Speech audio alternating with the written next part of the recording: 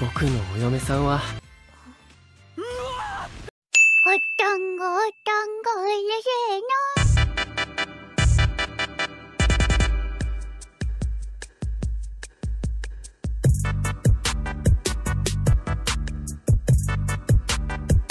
Yo pada kabare, teng beriki admin bade ngelanjutaken anime romance yang sudah banyak kalian minta di kolom komunitas. Dari 689 orang, banyak yang memilih romance dan juga isekai. Makanya kali ini admin akan ngelanjutaken anime Tonikawa season 2 yang sebelumnya menceritakan tentang dua anak SMA yang tak sengaja bertemu, lalu mereka menikah. Nah, gimana kelanjutan cerita mereka berdua? Kita langsung saja ke alur ceritanya. Tapi sebelum itu jangan lupa untuk subscribe, like, dan share ke teman-teman kalian supaya admin semakin semangat mengontennya. Yuk kita katakan passwordnya bersama-sama. 1, 2, 3. Kepinsing. Kisah 1. Semua karena kamu. Seperti biasanya mereka berdua masih lupa-lupa ingat nih kalau mereka sudah menikah. Bagi yang belum tahu, pria itu bernama Nasa dan istrinya bernama Tsukasa. Nah, di pagi itu Tsukasa tiba-tiba memberikan ciuman yang membuat mereka berdua salting sendiri karena mereka belum terbiasa pada situasi itu. Di hari itu, sehabis mereka menonton film, Tsukasa bertanya pendapat Nasa pada film itu. Tapi jawabannya malah membuat Tsukasa bete. Meskipun begitu, setiap hari Nasa selalu mendapatkan kejutan darinya. Lalu kita flashback saat mereka pertama kali bertemu, tapi mereka harus berpisah kembali, lalu dipertemukan lagi dan menjalani hidup sebagai sepasang kekasih. Setelah itu mereka pun bulan madu. Tapi saat pulang ke rumah, rumahnya terbakar dong. Dan untungnya ia bertemu dengan temannya yang menawari rumahnya saat ini. Yos, kembali ke waktu sekarang. Nah, sekarang Tsukasa ingin menghibur istrinya yang imut ini, sebab dari tadi ia terlalu fokus dengan pekerjaannya. Ditambah lagi istrinya sangat kecewa dengan film itu. Nah, Nasa berencana mengajaknya pergi ke bioskop nanti malam dan Tsukasa setuju saja. Dan saking senangnya ia sampai menyemangati Nasa supaya cepat bekerjanya. Tapi Nasa menyuruhnya untuk siap-siap aja. Tahu sendirilah kalau cewek berdandan berapa abad. Singkat cerita, sesampainya mereka di bioskop, di sana mereka mengambil tempat duduk premium sebagai hadiah. Beberapa bulan ini sibuk bekerja, makanya Nasa ingin menghibur diri dengan membeli tiket premium. Namun Nasa berpikir, di zaman dulu saat orang-orang pergi ke bioskop pasti bergegaman tangan, berciuman, kalau enggak ngapain gitu, pokoknya hal-hal yang gelap. Tapi sekarang Nasa tidak merasakan hal itu saat bersama istrinya. Ya kan, lu tau setiap hari laku di kamar sah. Meskipun begitu, Nasa masih bersyukur melihat istrinya yang sangat cantik ini menikmati filmnya. 涙が止まらないお嫁、こんなに映画楽しんでくれてるのか、また来よう。 Nah, setelah menonton bioskop di rumah, Kaname mengetahui Nasa habis mengajak istrinya menonton dan memberitahu kalau Tsukasa sangat menyukainya. Kemudian Kaname bertanya apakah mereka tidak ingin menggelar resepsi. Namun Nasa tidak tahu sebab mereka tidak pernah membahasnya karena orang tua mereka tidak mempermasalahkannya. Tapi emang sih di zaman sekarang banyak yang tidak melakukan resepsi. Namun Kaname menyuruhnya mending bertanya dulu kepada Tsukasa karena resepsi pernikahan adalah kepuasan untuk pihak wanita. Dan yang terpenting, pasti Nasa ingin melihat istrinya menggunakan gaun pernikahan, ya kan? Yang pasti sangat cantik. Oh, tenang. Beralih ke rumah, Nasa pun bertanya tentang hal itu, tapi Tsukasa menolak dan tidak ingin sebab acara itu mengharuskan mereka mengundang puluhan sanak saudara, memotong kue sambil memberi pidato sambutan, dan harus memakai pakaian super mewah. Terlebih lagi, Tsukasa malu dengan hal itu. Tapi di pikiran Nasa, ia malah ingin melihat istrinya memakai gaun dong. Selain itu, ada orang yang bilang hidup cuma sekali, sehingga Nasa putuskan untuk membuat resepsi pernikahan minggu depan. What the sontak lah, Tsukasa bingung dengan suaminya. Tapi ia menyadari kalau suaminya sangat polos, sehingga ia harus menjelaskan nih. Meskipun Nasa sangat pintar dalam mengatur sebuah acara, tapi semua orang pasti tidak bisa mengatur acara secara mendadak. Kemudian Kaname pun muncul, Lutong muncul aja, yang menjelaskan kalau gak ada resepsi persiapannya cuma 1 minggu, kecuali ya corot dalam sih. Kepenseng 3 hari jadi gak tuh? Lanjut. Selain itu, alasan Kaname ke rumah mereka untuk memberikan semangka ini. Kemudian Tsukasa menyuruh Kaname menjelaskan betapa sulitnya mengadakan resepsi. Dan yang mengagetkan mereka lagi, Nasa menganggap biaya resepsi cuma 150.000 yen. Kalau dirupiahin 16 jutaan. Alhasil Kaname menunjukkan biaya umum yang harus dikeluarkan pada saat acara itu, yaitu 7 juta yen, setara 800 jutaan Sontaklah Nasa kaget dan mulai mengerti kenapa banyak orang yang tidak melakukan resepsi. Takut kena mental sekaligus takut dikejar-kejar pinjol. Di sisi lain, ada Tsukasan yang bernama Chitose berhayal pernikahan mereka berdua. Bukan yang itu woi. Tapi ketua pelayannya menjelaskan kalau resepsi itu pasti dihadiri lebih dari 1.000 orang, sehingga banyak mengeluarkan biaya. Nah, bagi mereka berdua itu kayaknya mustahil. Tapi Chitose menjelaskan pasti neneknya akan membantunya, sebab mereka kan keturunan orang kaya. Dan juga sang nenek ingin sekali melihat cucunya memakai gaun pengantin. Kembali ke Nasa, ia bingung nih harus bagaimana, sebab acara ini sekali seumur hidup. Terlebih lagi biayanya yang lumayan juga. Tapi ia bingung tentang uang pertunangan itu apa. Ia ndak tahu kok tanya admin. Untungnya ayah menjelaskan uang pertunangan adalah hadiah dari salah satu pihak yang dibawa bersama hadiah pertunangan untuk membantu biaya pernikahan. Terlebih lagi, Nasa dikagetkan kalau resepsi biasanya direncanakan setahun sebelumnya, dan orang-orang yang menikah di tahun ini biasanya tahun kemarin rencananya. Lalu Tsukasa juga menjelaskan kalau mereka tidak bisa sembarangan mengundang orang. Masa Bro, gue besok nikah, datang yuk. ya kan kerjaannya gimana, transportasinya gimana gitu.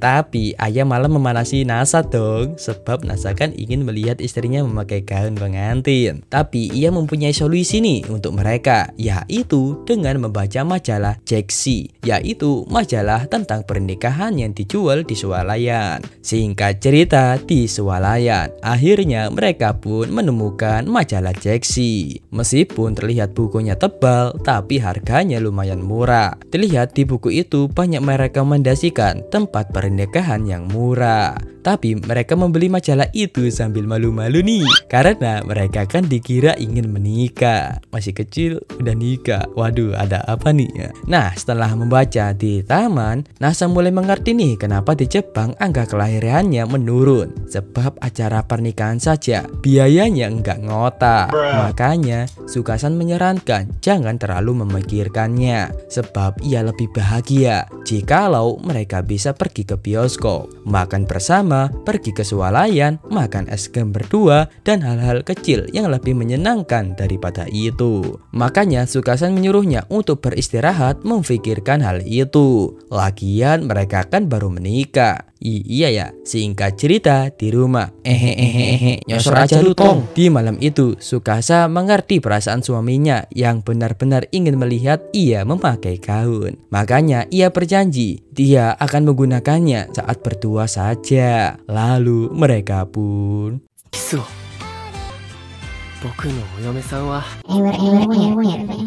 Kisah 2 tentang masalah kebahagiaan. Di malam itu, kita diperlihatkan kalau Nasa dulunya murid teladan dan sangat pintar, yang malah membuat gurunya overthinking karena keberdarannya. Lalu kita berfokus kepada guru Nasa. Ia bernama Yanagi Sensei, yang beberapa hari ini peringkatnya menurun. Dan ia teringat tentang murid teladannya, yaitu Nasa. Terlihat hari-harinya disibukkan dengan pekerjaannya, sebab ia sangat ingin sekali menjadi guru teladan. Sampai-sampai ia lupa tentang masalah cinta. Perkenalkan, pria itu bernama Taniguchi Sensei. Ia menyukai Yanagi Sensei. Di situ ia mengajak Yanagi Sensei akhir pekan nanti pergi ke taman liburan. Tapi Yanagi Sensei tidak bisa mengiyakan ajakannya karena jadwalnya yang sangat padat. Lalu kita melompat ke malam harinya. Saat berbelanja,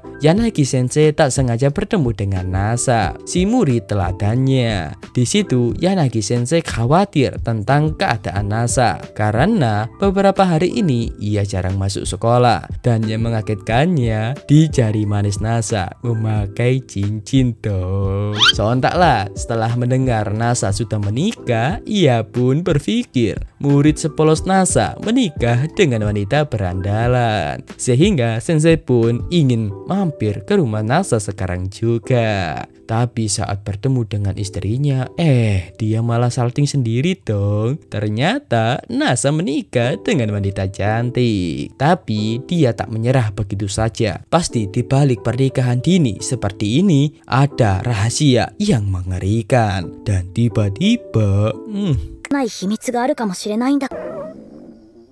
alhasil, Yanagi Sensei pun ikut makan malam bersama mereka. Dan baru kali ini ia merasakan makanan seenak ini, sebab beberapa tahun belakangan ia selalu makan makanan instan yang dijual di supermarket. Meskipun begitu, ia akan tetap mencari hal-hal yang mencurigakan nih. Tapi setelah melihat mereka berdua yang seromantis itu, Yanagi Sensei pun mulai mengerti kalau ia cuma salah paham. Lalu Yanagi Sensei bertanya ke Nasa apa rencana ke depannya. Nasa menjawab ia tidak terlalu memikirkannya, sebab ia bukan peramal ataupun dukun. Sekaligus ia lebih senang menikmati masa kini dan ingin fokus untuk merawat istrinya.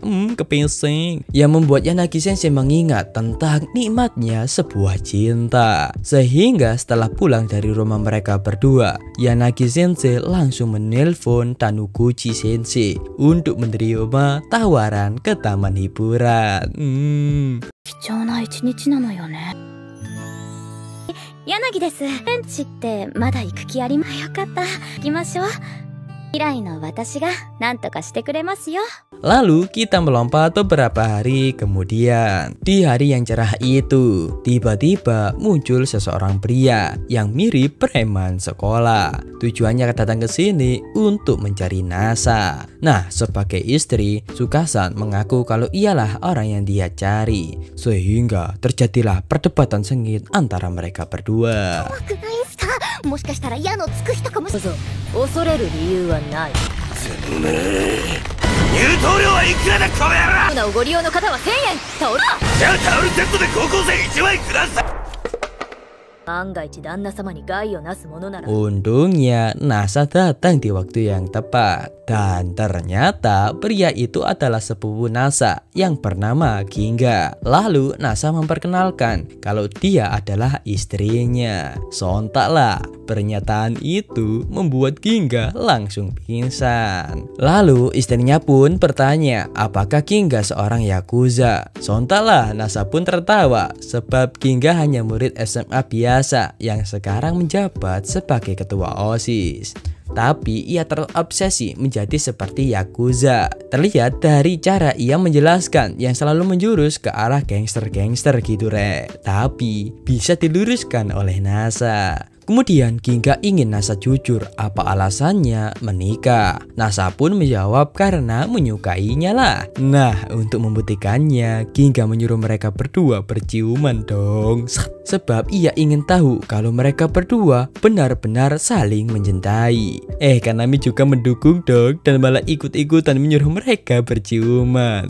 Selain itu, Nasa juga tidak keberatan. Alhasil, mereka pun...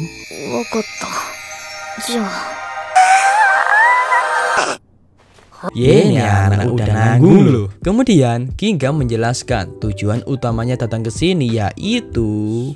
Oi! Temeru!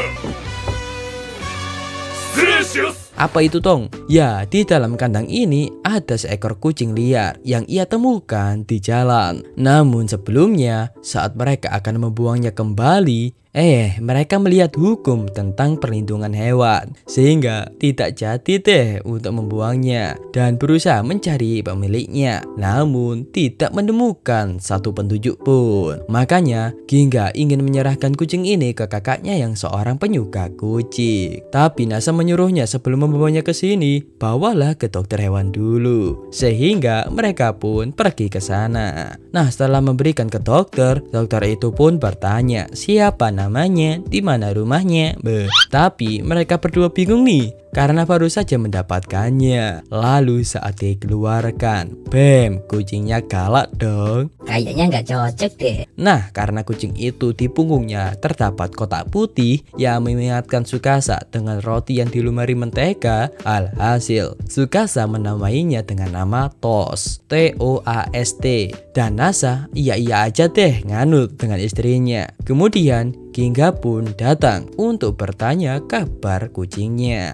Nasa pun menyatakan kalau ia bersedia merawat kucing tersebut jikalau Ginga mau membantunya berbelanja. Sehingga 消臭剤化学合成品がそれと安いものは猫が消化できない穀物を使ってる場合がわかりやした。いいのね。人間は自分の健康は飼い主の責任だから。サ君に飼われるペットはそうかな。 Singkat cerita, akhirnya kucingnya sudah diperiksa dan juga sudah divaksin. Dan terlihat nih, kucingnya menjadi ramah setelah mendapatkan makanan. Nah, Nasa pun menjadi sangat gembira nih melihat manis bertemu manis. Jadinya kabur kepising. Yang cewek ya Rea, kalau cowok admin mundur deh. Lanjut, tapi sikap si kucing itu berbeda saat disapa Nasa dong. Tahu aja lu Cing, yang manis-manis. Lalu di malam harinya, si kucing membangunkannya di tengah malam untuk meminta makanan. Namun setelah makan, kucingnya pun pergi meninggalkannya dan tidur bersama Tsukasa. Sehingga keesokan harinya ia pun menceritakan hal itu kepada istrinya, yang membuat Tsukasa pun tertawa. Lalu Tsukasa bertanya, antara ia dan kucing, siapa yang lebih manis? Ya siapa lagi kalau bukan? Tsukasa-chan, Tsukasa.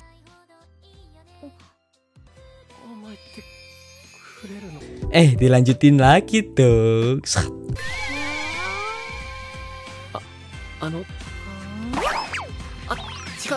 Tapi kali ini dilihatin oleh si kucing. Lu kucing, ingat situasi dong. Dan inilah akhir dari Tonikawa Season 2 episode 1 dan 2.